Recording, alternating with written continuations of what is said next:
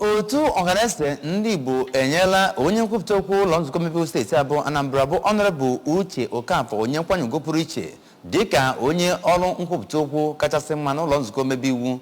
dịka aka gara n'ihu wee nyekwazi onye sinetọ na-anọchite anya mpaghara Anambra Central Senatorial District bụ Oriakụ Uche Ekwunife nya bụ onye nkwanye ugwu pụrụ iche tinyekwara onye nke na-anọchite anya Onitsha North nakwazi South n'ogogo etiti bụ Honorable Linda Ikpeazụ nya bụ onye nkwanye ugwu Paul Ezeoke nọ n'akụkụ iwezara anyị akụkọ etu o si wega. Mmemme mmechi ha bụ nke dọtara ndị otu Ohaneze sitere akụkụ steeti a niile na ndị ọzọ eji okwu ha agba izu. Onye steeti president nke Ohaneze bụ Chief Emeka Udedeme sịrị na ihe nkwanye ugwu a enyere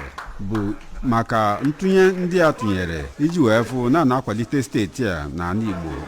Chief Udedeme toro onye nkwupụta okwu ụlọ omeiwu Anambra steeti bụ Honorable Okafọ maka mbọ ọ na-agbọ ịfụ na enwere nghọta na ngalaba gọọmenti niile enwere na steeti a na ntụnye ọ na-atụnye iji wee kwalite atụmatụ niile ndị Ohaneze ji na ndị ha na-eme. Ọ kpọkuru ndị niile debara afa iji wee tụọ vootu na nhọpụta na-abịaba ka afọ na ha gbara mbọ gaa weta akwụkwọ PVC ma kọwapụta na-enyego ntụziaka nyegara ndị isi Ohaneze na kansụl ime obodo dị iche iche ka ha na ndị ọzọ ọ metụtara jikọọ aka ọnụ fụ na ha na-akwado ndị mmadụ ije ebe dị ha nso gaa weta akwụkwọ PVC ha na mba a na-agba iji wee fụ na atụrụ akwụkwọ wee họpụta ọchịchị bụ ịgba ga-enye aka fụ na akwalitere ọdịmma Naijiria ma dọọ aka na ntị ka ọ hapụ itinye aka n'ihe ga-eweta nghọtahie na ọchịchị na-abịa abịa. Ohaneze ndị Igbo ọ ndị nwere decent character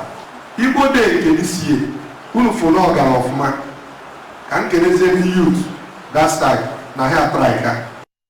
Na nzaghachi ya ka sinetọ nke na-anọchite anya Anambra Central bụ Oriakụ Ekwunife kelere Ohaneze ndị Igbo maka ugwu akwanyere ya ma rụtụ aka na Ohaneze bụ ofu otu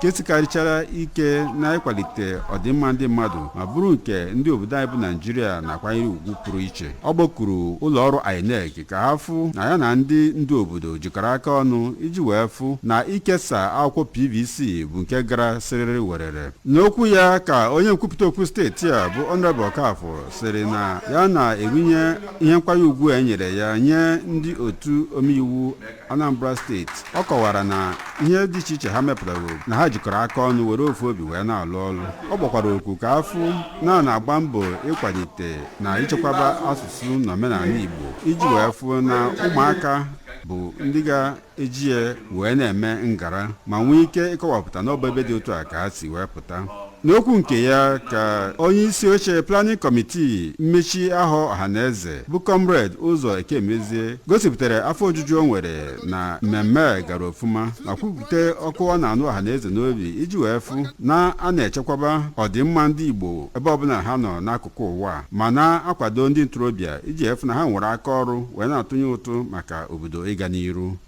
Site n'Ọka, abụ m Paul Ezeoke, aka ụwa ABS.